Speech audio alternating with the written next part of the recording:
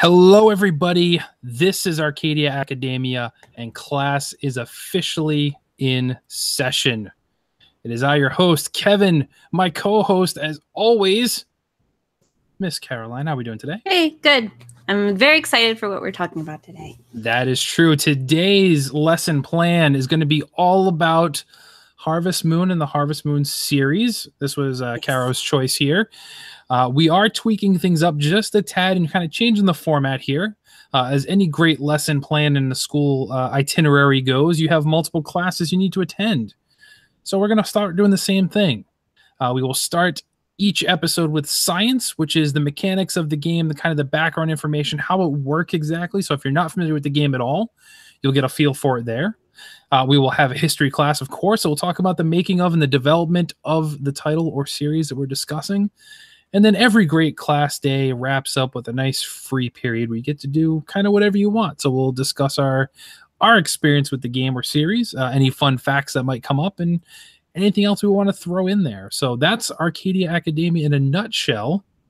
So, Caroline, what is Harvest Moon? Take it away. Harvest Moon is my BFF. But to put it more descriptive for everybody else, Harvest Moon is the reason that you have Stardew Valley today. You can thank Wada-san for that. Harvest Moon is known in Japan as Bokujo Monogatari. I like to call it Bokumona for short because that's a mouthful. Bless you. Yes, and Bokujo Monogatari literally translates to a farm story. So it's like you're living out your life on a farm. And it's basically a farming simulation role-playing game where you are the character and you are taking over a farm and you get to live your life on a farm. So what we're going to be talking about today is the beginning of the series, which was the original game for the Super Nintendo, Super Famicom. And it was just called Harvest Moon in the West, or the original Bokujo Monogatari in Japan. So the original story or plot of the game is pretty basic. It's basically, you're only allowed a male character. In later games, they would give you the option of being a male or female. But in the very beginning, you're a male character. Your grandfather has just passed away, and he had a farm in his will that he left to you.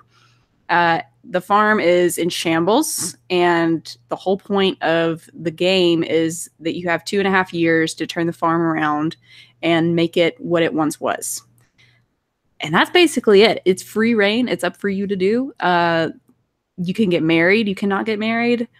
You can have animals. You cannot have animals. You can grow crops. You cannot grow crops. It's up to you to do whatever you want in order to make the farm successful. So it's just male characters at the beginning, right? Yes. The original, I think, GameCube was the first time that they made a separate game with the female character. And then later on in the DS versions, they said, do you want to be a boy or a girl in one game? So that's where we stand. So for like a decade, they just assumed our gender. Yeah. That wouldn't fly nowadays.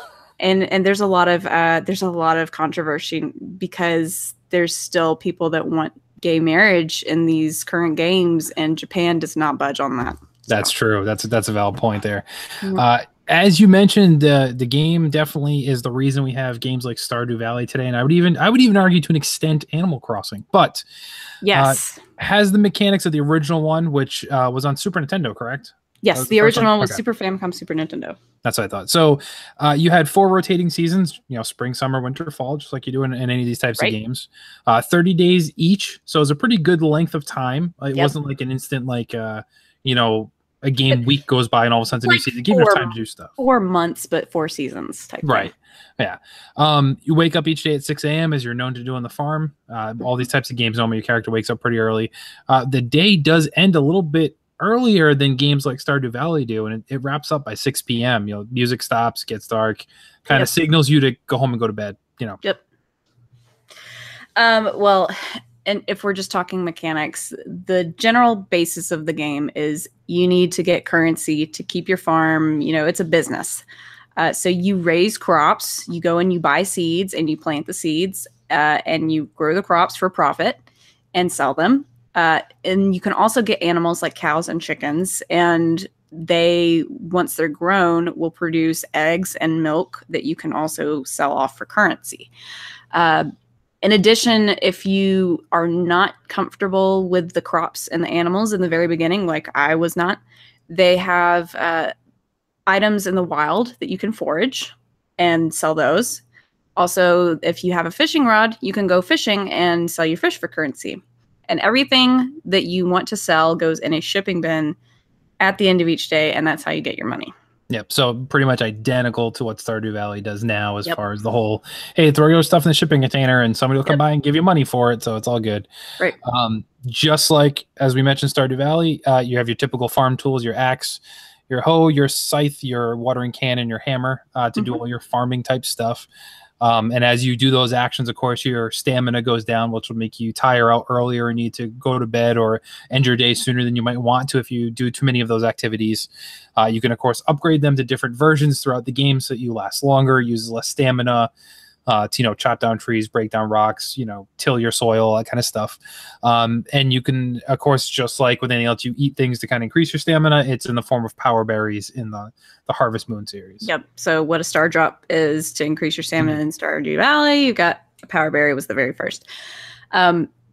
So one of the biggest things that this game is known for is the ability to have relationships with the other villagers. And what I mean by that is most places you have NPCs that you just interact with. This game, you can give gifts to everybody and up their affection with you. And even with 5 lucky ladies in town, they have the potential to marry you if they end up getting to know you well enough, aka if you woo them enough with their favorite items. Those are done by cutscenes, and for the female villagers, it's what we call heart events. And you have to see a certain amount of those heart events in order to actually be able to marry them. That's kind of like their requirements. And you actually can have children with these kids. So full circle. Yeah, it's pretty fleshed out when you think of games during that era, Super Nintendo, Super Famicom age. Like there's a lot of detail to this. Like they could have easily cut out and not have the whole relationship management. Right. And if they did, maybe, you wouldn't be able to marry somebody or especially not have kids. So it was kind of like you hadn't really seen a game like this prior until it kind of dropped there. With those type of heart event cutscenes, as you mentioned, too, there's other opportunities to build that rapport with the town, with the village through festivals and special events that they'd hold in like the town square. And be kind of a special day where it limited what you could do. Like you couldn't do necessarily do all your normal farm activities because the special event was going on. Right. So you had like a egg festival, harvest festival was the big one. And you'd use those events to raise friendship and relationships at the same time too, to get those heart events. And for people that are wondering, well, what's the point of playing this if there's no real true end to the game? There are sort of achievements as there are in Stardew Valley. There are certain things that you can do in order to beat the game if you want to. I'm just going to list off everything that you can do in the first game to quote unquote beat the game. So you can ship 200 or more of the same crop, which can be done multiple times for each and every crop. And there's actually not that many crops in the first game. Yeah.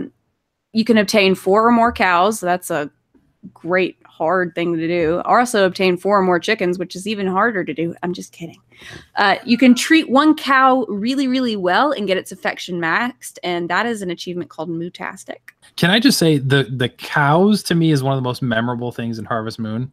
Yeah. They're just cute. They're adorable. The bubble cow from the DS days. Totally. That's the absolute best one. And it's so popular today that they've still made it an unlockable version of a cow in the current games, even though they changed the style. It was so popular that now if you get, certain amounts of achievements in the current games, you can unlock the bubble cow. It's called the bubble cow. Science needs to work on a way to actually make a bubble cow. That would be so cute. I would never eat meat again. That'd be tough.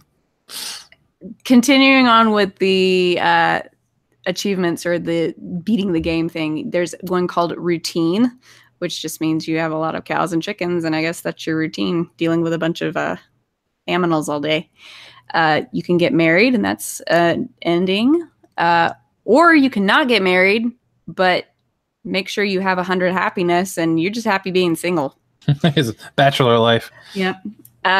Alternatively, you can be a complete player. This is called Casanova, which is where you get all 5 of the girls up to complete max affection, but you don't marry any of them. You're just a player. Not a player. He just crushes a lot.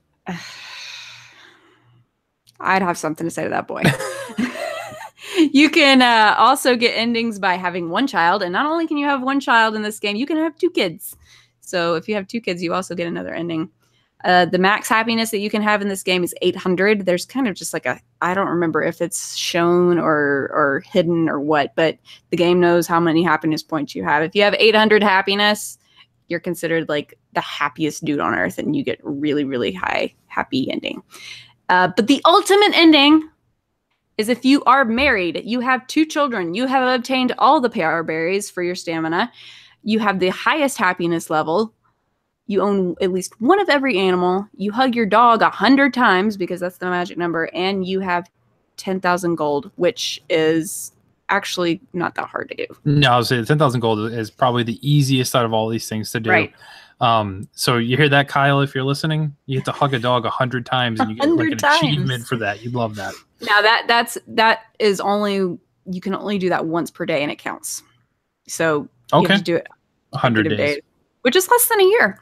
And the worst ending of all is if you abandon the farm and you don't do anything. It means you suck at life. Suck at farming, more specifically. Yeah. You just don't care, and your poor grandfather left you all of this and you squandered it. How dare you? Yeah, it's terrible. So that wraps the science section. So the hard facts of how the game works, the mechanics there, to kind of give you an overview of, for some reason you're not familiar with the series at all, that should at least get you up to speed with what we're talking about. Like we said, we made the comparison a couple different times here. If you're not familiar, but you know Stardew, it's essentially Stardew's grandfather. That's what started the whole thing there. So we're going to move on over to the history thing, talk about the development and the progress of Harvest Moon throughout the series, the generation, if you will, and give you the background there.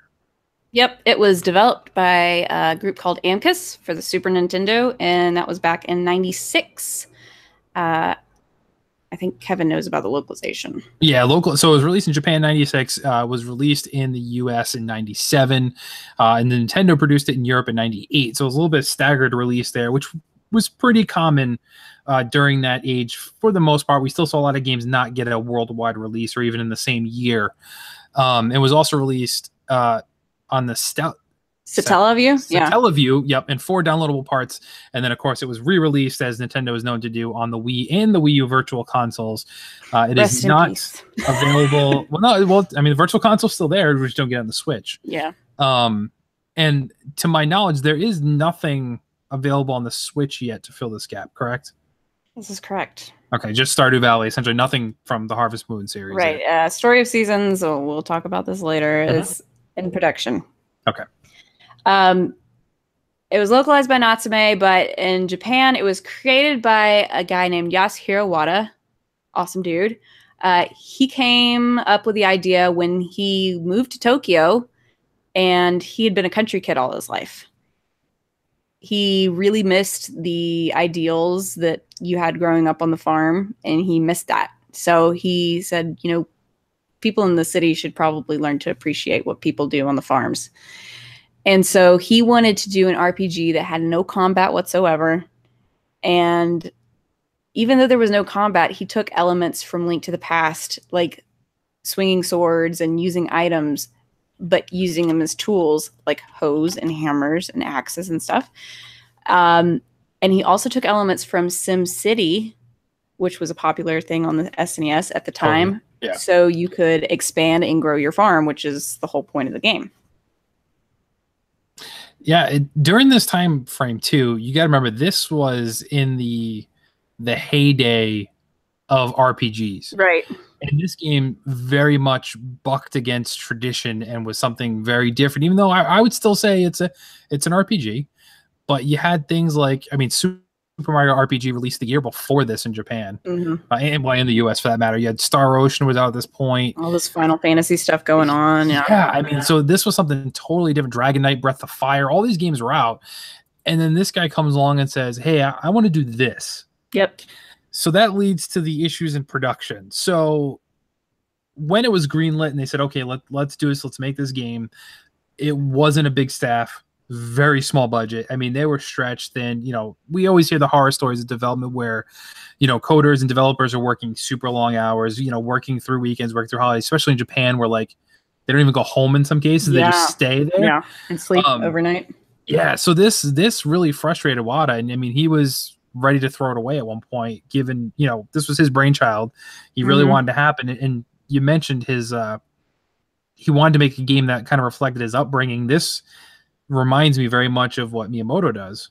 Right. Right. Like it's always something from childhood, or there's a concept of life that inspires him to make these games. So in spirit, this is very much the same type of developer work, a very, you know, creator behind there.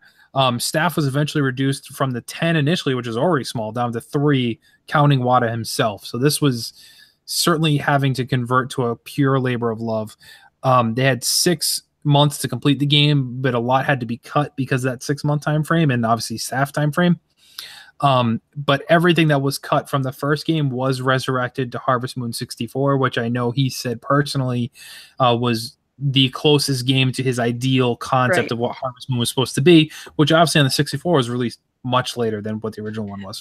Yeah, it was, or at least a few years later, because, you know, this SNES one was already overlapping the N64 because the N64 came out in 96. That's true. Yeah, right. This one came out at the tail end of the SNES lifetime in Japan and overlapped in N64 in the West.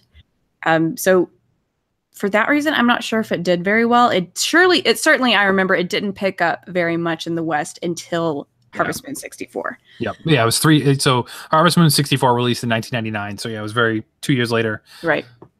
And that's why my cartridge cost me $200 for the SNES. Yeah. There's not many of them floating around. No. As for its legacy and the games that it has produced since then, Harvest Moon is a very profitable, very popular series amongst its niche following. And it has produced stuff like Stardew Valley. I mean, people have basically made their own fan games, and Stardew Valley was one of them, and it obviously is very popular. But for the Harvest Moon series itself, these have been on both not just Nintendo, but also Sony has gotten a few of them. The original game was on the Super Nintendo. We had the Harvest Moon on Harvest Moon 64 on the Nintendo 64. Our first PlayStation game was called Back to Nature on the PS1. Then PlayStation got another one on the PS2 called Save the Homeland. The GameCube got A Wonderful Life, and this is where we got the first split into the girl version. Yeah. We got a remake where you played as the girl and went for the boys instead of the girls, called Another Wonderful Life. You had 2 on the Wii, and that was a total of 8 or 9, depending on if you count the girl version separately as console titles. In terms of handhelds, it's much more popular on handhelds because I think people it's one of those things that you want to take on the go. And, it lends itself much better, I think, to portable. Right. So there were 3 on the Game Boy or the Game Boy Color. There was 1 on the Game Boy Advance, and then there was also, that was at the same time that the GameCube was out, so they made Friends of Mineral Town and more Friends of Mineral Town for the girls. There were 4 on the Nintendo DS, or 5 if you include Tale of Two Towns, which was also released jointly on DS and 3DS. I played it personally on 3DS. 3 or 4 on the 3DS if you include Tale of Two Towns. The last one that we've had on Sony, you know, they had a big gap from the PlayStation 2. The last one that we've had there is on the PlayStation Portable, which was Hero of Leaf Valley, and they have not gotten one since, and that's been several years ago. Yeah, it's old. And here we stand today. They've got 13 or 14 portable titles, depending on how many, if you want to include Tale of Two Towns as a separate release for both of them. Unfortunately, they didn't have any on the Wii U, which was the first time since the Super Nintendo that we didn't have anything on a Nintendo home console. But they have announced that there is one in development for the Switch. They announced that like very soon after the Switch was announced. Yeah, so I mean, hopefully we see something E3. I would think we have to. I've been praying, but it still takes a long time for localization to happen. So even though it might be coming out in Japan, it might be 8 or 9 months before we see it in America. Valid point. In addition to the actual games in the Harvest Moon series, there are spin-off series that are done by the same groups of people and the same company, and localized up until recently by the same folks. Rune Factory is, you're still doing the farming and the marrying type thing, but there's also dungeon aspects. Mm-hmm. So you go through and clear dungeons and do a story that way. That's a super fun series, and unfortunately, it looks like it's dead. We haven't had a game since Rune Factory 4 on the 3DS, and the company was bought out, and Rune Factory 5 people were set to do some other task. And it's just really sad that it's such a great and profitable series, but they don't have the people for it anymore. And there's also a shakeup that we'll talk about in a second. Innocent Life was a one-time thing for the PlayStation Portable, which was like a futuristic sci-fi type Harvest Moon, which was interesting. Cool. Return to Pueblo-Cross, which is the actual, I don't know if anybody's played Pueblo-Cross. I've heard of it, and I had no idea until seeing your research here that it was tied to Harvest Moon at all. Well, it's not. It's just an RPG series, but the people that are doing it, or the Harvest Moon group or Boku people, wanted to get together and kind of revitalize Pueblo-Cross. So they were like, let's make a farming aspect of it. And it's called Return to Pueblo-Cross, A Story of Seasons Fairy Tale. We'll talk about why it's called Story of Seasons in a second. Okay. And then poor Wada, he decided to have this other one called Hometown Story, which was on the 3DS. And it was all about you running a store and getting married in a little small town. And it was a terrible game. It was really bad. But I think it's like $5 now if you want to buy it. Is it on the eShop? Can I get some gold coins for it? I don't know. You probably can buy it online or on the eShop. I'm not exactly sure of the price. They might have taken it off the eShop. It was that bad. But I've been talking about Story of Seasons all this time, and I need to explain what the heck Story of Seasons is. This is a big deal, and it's huge and just long-lasting confusion for everybody that's grown up with the Harvest Moon series and people that have tried to get back into the series, and they just don't know any better.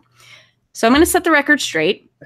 In 2014, there was a big thing that happened. Natsume, which is the localization team for North America, had been in charge of all English translation and distribution in North America from the beginning in 1996 when they were working on the original Harvest Moon Super Nintendo game up until 2013.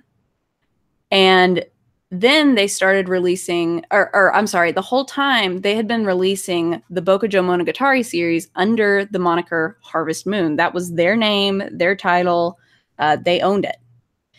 In 2014, however, Marvelous, which is the producer of the entire Bokumono series, stated that their latest installment for the Nintendo 3DS was going to be localized by their own in-house publisher, which is Xseed Games, and I'm sure a lot of you guys know about them. They had been a current and very prominent publisher for Marvelous for some time, and they just finally decided, why aren't we using these guys to localize our own stuff in America? This just doesn't make any sense to be going to an outside source. So, as Natsume owned the Harvest Moon name, Xseed started publishing the entire Bokumono series under a new name in North America called Story of Seasons. So every game that comes out that is the same Bokumono development team, publisher, published by Marvelous, is now known as Story of Seasons. In 2015, Nintendo of Europe also announced they are the publisher in Europe still to this day. Nintendo just does it themselves over there. That they are also handling European distribution of Bokumono as Story of Seasons as well. So in North America and in Europe, and I believe in Australia too, anytime you see Story of Seasons, that's the original Bokumono. That's the same group and Marvelous and Wada and everybody that created the original Harvest Moon series. That is the same baby. Um, Natsume still makes their own Harvest Moon games, which is what really, really sucks because they own the title and they've made so much money off of these games over the years. And they're like, this is a cash cow. Why can't we keep going with it? They've made their own development team and they've continued to make these Harvest Moon games. I think a couple of them have come out on Steam and on mobile and stuff. They're not just consoles anymore, but the real ones are purely Nintendo consoles and handhelds or Sony. The first one, I believe, was the Lost Valley. And ever since the Lost Valley, if you see a Harvest Moon game, it's not the real Harvest Moon anymore. And they are not good. In my personal opinion, I've played them and they're bad news bears. And it's something that if anybody wants to keep going with the same kind of experience that you had growing up or playing the original Harvest Moon games, you need to go with Story of Seasons because the current Harvest Moon is just a cheap knockoff. But people are still confused about it because, you know, they see, oh, that's Harvest Moon. You know, that's the same Harvest Moon. And no, it's not. I'm sorry to tell you. But the good news is the original team's still making stuff. So you just have to do your research and go for Story of Seasons. There's 2 Story of Seasons games that are currently out. They're both on the 3DS, the original Story of Seasons and Story of Seasons Trio of Towns. They're both wonderful. And they are currently making a 3rd one for the Nintendo Switch. And I'm super excited. I'm ready for it to come out. So I think that wraps it up about our history. And we've gotten to current date. That does. So we're going to knock and jump right into our free period then. So we're going to talk about all the fun stuff and our impressions of the Harvest Moon, the original and the whole series. Yep. Wrap this show up in a pretty little bow. But before that, let's get into some cheats and fun facts. In the first, the OG. Yep. I think they actually continued this on in most of them too, didn't they? The if you keep your dog outside at night, the fences don't break. There's some different variants on how it's worked. If you keep there's something to do in the Game Boy Advance, and I can't remember. It's keeping your chickens in a stone fence or something that like the wolves won't come get them. It's like a variant. But yeah, something similar to that. It's a common mechanic throughout the series, basically. Yep. You can obtain magic beans from Hawker, plant them at the mountain summit, climb to the top, and you find a golden chicken. Yeah, it's like Jack and the Beanstalk. Not a golden goose, but a golden chicken, which you can then sell for 10,000 gold, which instantly makes you hit one of your goals for your best ending. So your ultimate ending. Yep. That works there. If you cut stumps near the carpenter's house, enter the house, and then leaving, it causes the stumps to come back, which basically allows you to have an unlimited supply of wood you can gather there. Just keep doing it over and over again. It breaks the game. It completely breaks the game. You can explain why. I mean, it's something that I've done once, but it's very grating and you have to do it over and over and over and over again. That's true, because you can go chop the wood, head to the spot to recover your stamina, so you're not out of stamina, and you can keep regenerating the stumps and kind of just keep going because time stops at 6 p.m. You just kind of encourage you to go home, but you technically don't have to. So you can keep just doing that cycle over and over again, just unlimited wood. Yeah, and in later games, it made it where if you didn't go to sleep, it did affect your stamina and it did affect your progress the next day. So if you didn't go to bed by a certain time or whatever, your stamina would be half health, basically. So this was the only game that you could do that, and then you could break the game. In addition to that kind of stuff, there's some other cool things. Like if you have a calf in 3 days, and you can get a calf in 3 days instead of like 30 days that it normally takes a full season to grow a calf into a cow. If you give the cow that's pregnant with the calf a miracle potion and then an animal medicine right after, for whatever reason, it just resets it. And it's like, she's automatically going to have a baby. Okay, great. And that's a really good way if you want to sell your calves for profit. What's in that medicine that makes the cow become pregnant? No, it's not. Oh, the miracle potion? Well, I think we know what it means. Artificial insemination. But the animal medicine, I don't know. The animal medicine obviously makes the baby go super fast. But that is sort of a game-breaking thing. I personally don't sell any of my animals. I keep them until they die, and I feel really bad if I ever sell any of them. Similar to, or the guy that you get the magic beans from, his name is Hawker. Mm-hmm. If he visits you in the winter, you can get him to sell you what's called a money tree, and it's 20,000 gold, so it's ridiculously expensive, but the return on this is actually very, very cool. It's not a money tree. It's not like in Animal Crossing where you hit the gold tree and it gives you bells every day. This thing has actually got a bell on the top of it. And instead of manually pulling and pushing your animals in and out of the barn every single day, or using one of the hand ringing bells that you have to go up to them each and every time individually and say, go back in the barn, it's time to go in. You just ring this bell on this tree and everybody goes in, everybody goes out. It's perfect. It's like the equivalent of the triangle when you see like the old West movies, they ring the triangle. Yeah. Dinner time. Lunchtime and all the kids come back in. Yep. I love that because one of my favorite Harvest Moon games is Animal Parade on the Wii, and they actually brought that big bell outside mechanic. You can build that bell and just ring it in the daytime when it's time for them to go out and then bring it back out. I think A Wonderful Life on the GameCube had a button on the barn that you could do that too. And then I mentioned earlier that there's not a lot of crops in this game. And when I say there's not a lot of crops, most games currently have at least 5 or 6 crops per season that you can do. Yeah. This game had 2 spring crops, which was a potato and a turnip, 2 summer crops, which was corns and tomatoes, and there's no fall crops, which is extremely uncharacteristic because should be pumpkin, at least pumpkins and eggplant, and that's all of your stereotypical fall crops that you get in games nowadays. Actually, I think you get more fall crops than you do spring and summer crops in a lot of the Harvest Moon games. Yeah. But this game was kind of skimp on the actual farming, and I chalked that up to the fact that they didn't have a lot of time and they just didn't code all of that stuff in there. But there's no crops in winter. There's never any crops in winter. You make your money in the winter, at least I do, by foraging and fishing and getting stuff from your animals. So that's pretty much it for the cool fun facts on the original game. There's tons to talk about on like the entire series. Well, yeah, it'd be really hard to narrow it down. But we're talking about the original here, so let's talk about our personal stories, impressions, our thoughts around the original. So I'll go first here, and I was late to the Harvest Moon party, much like a lot of people were. To be honest, like you said, it wasn't. The original title didn't get a lot of hype, which is why the used cart is hard to find. There's not a lot out there. It goes for very high right now.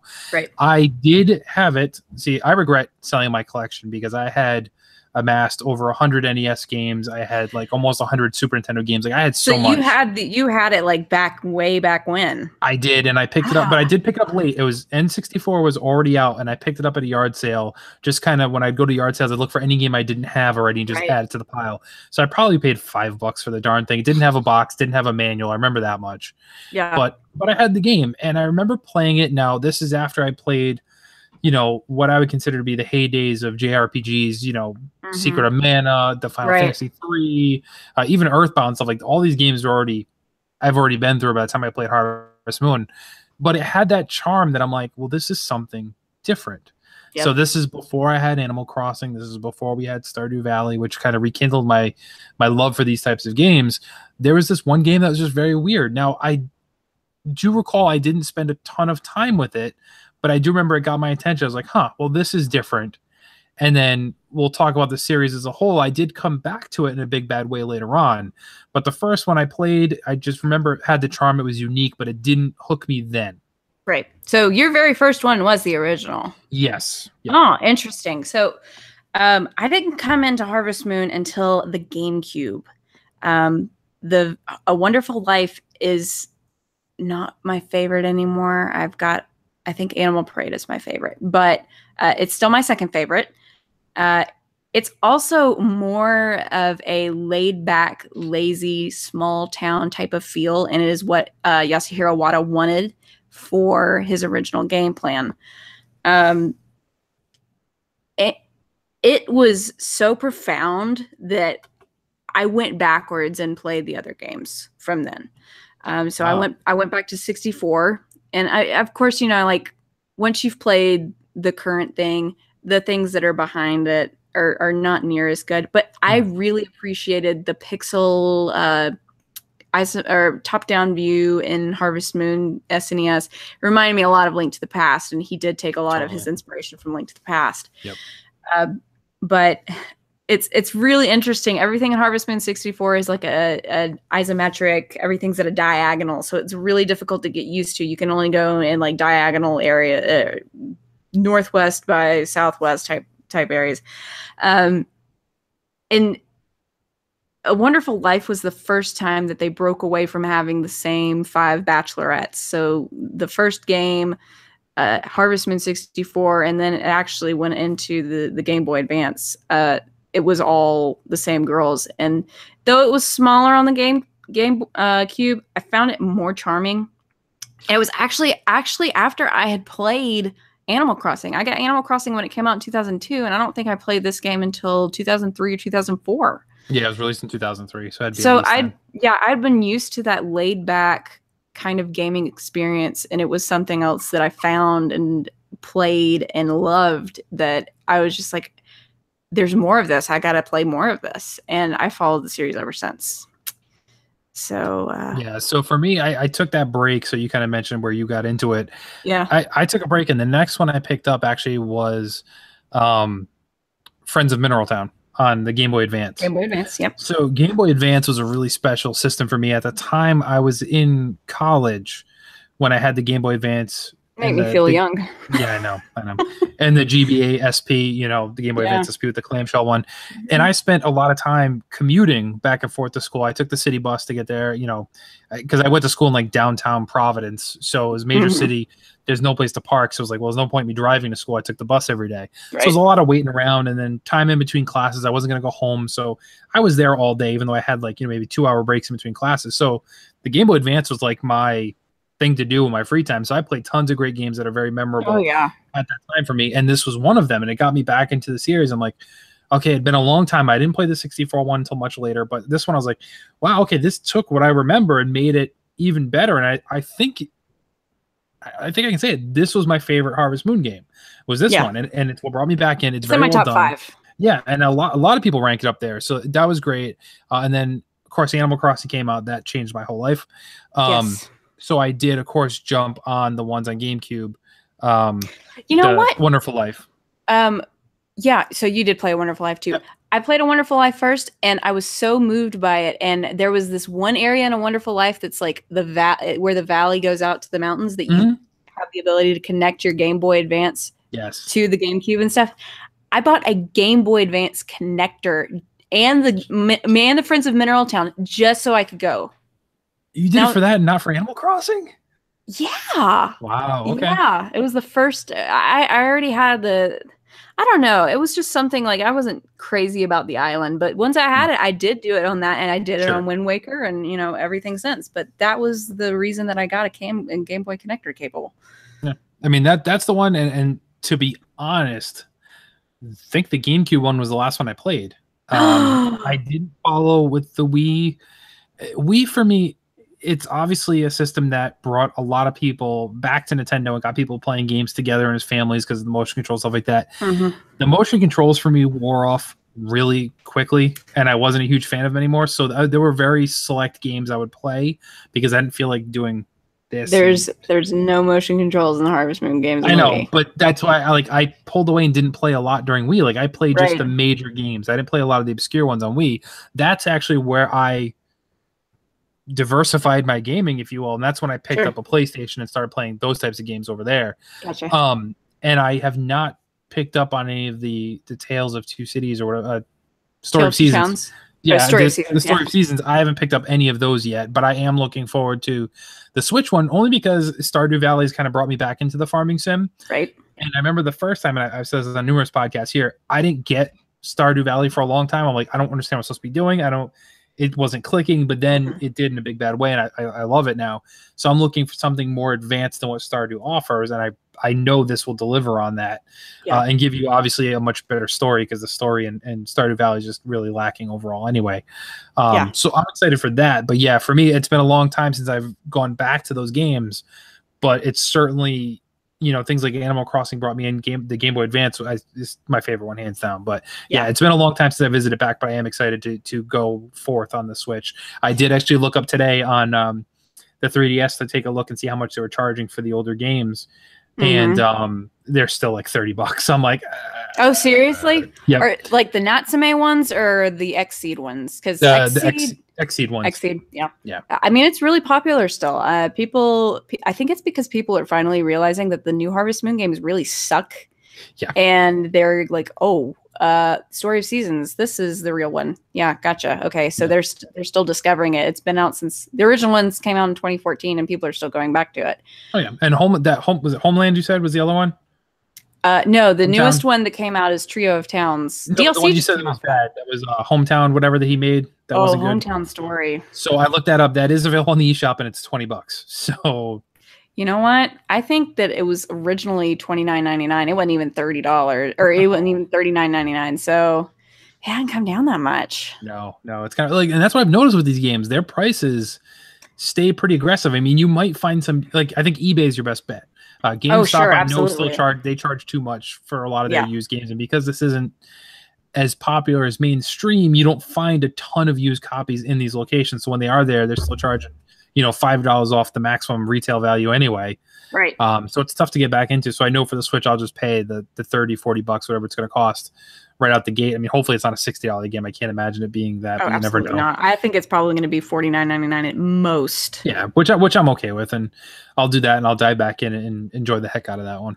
Yep. I have to say that it's been Animal Parade was the last console Harvest Moon that came out, and it was my favorite, and I really appreciate what they've done on consoles. They have developed the handhelds to be just as nice and chocked full of stuff as the console ones, but there's some charm about sitting down and getting immersed in your television. And I think I played Animal Parade probably the most out of any Harvest Moon game that I've ever played before. It's just one of those games that you want to keep going and keep discovering, and there's a story to it too, and it's just unlocking the story elements and be like, wonder what happens if I do this. It's just a never-ending thing, and it's extremely fun. Totally. And I'm dying to see if we get a Switch.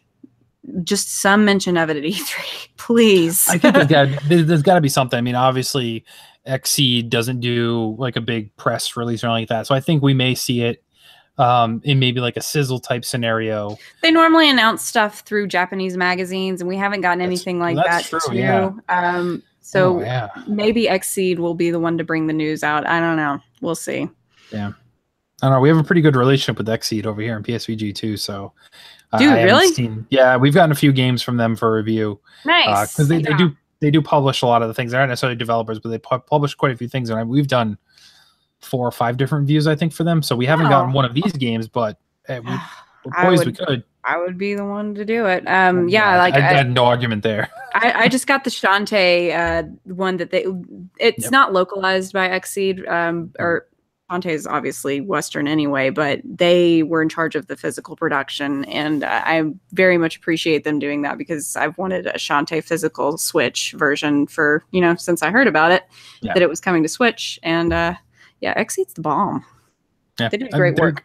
Impressive. They're so I think children, if you hear that, we're hearing the class bell ring. Oh, so that means already time. It's already time. It's already time to move on. So Harvest Moon was your choice. Harvest Moon was my choice. It's your turn. It's my turn. Oh no, I'm so worried. What are we gonna do? So I'm gonna do something a little different, because we changed the format of the show. Right. So I'm gonna pick 2 titles, and we're gonna put it up for a vote on Twitter. Sweet. So make sure you check out the PSVG Twitter feed after this episode is released. And my 2 choices are Moonwalker, the Michael Jackson beat 'em up game. That's right, from Sega Genesis era. Or, because I know you've purchased this, I don't think you've gotten it yet because it hasn't released yet, to my knowledge, from the same people who made Thimbleweed Park, the original inspiration from the same creators, Maniac Mansion. Oh, so you want me to play it, huh? See, I didn't know what Maniac Mansion was until you mentioned it to me. I heard of Monkey Island, but I'd never heard of Maniac Mansion. Maniac Mansion is I haven't revisited this game in quite some time, but I do have fond memories of it. And Ron Gilbert is the main driving creative force behind this game, and he was also the main driving force behind Thimbleweed Park. Right. This is much closer to a spiritual successor than Monkey Island is by far. Like this is much closer to the same themes, the kind of humor, the darkness of it, and the very quirky characters are all much more reminiscent there too. So I'll put that up on the feed. We want you guys to vote. We'll give you probably like a week or two to vote on that, and then one of those two choices will be our next Arcadia Academia. So sweet. In the meantime, though, Caroline, where can people find you? People can find me on Twitter at the Nintendame. I am also more and more prevalent in the Discord. I think I can call myself a regular now. I've been around. Yeah, you've been around. Yeah, I'm mostly in the Nintendo Shack, but I'm also in the general feed pretty often. Yep, you branch out for sure. Yep. So you can find me, of course, at PSVG Kevin on the Twitter. We are a proud member of the PSVG Podcast Network. So we appreciate you telling a friend, sharing with some people. We know not every show in the feed may be for everybody, but this one might be one for fans of retro games or historians or collectors to kind of talk about those games. People that want to know the nerdy nitty gritty. That's true. That's true. Or just fun facts. You never know. So we appreciate if you tell a friend, let them know. Most importantly, as I always say, never stop gaming. But this has been Arcadia Academia, and you have been schooled.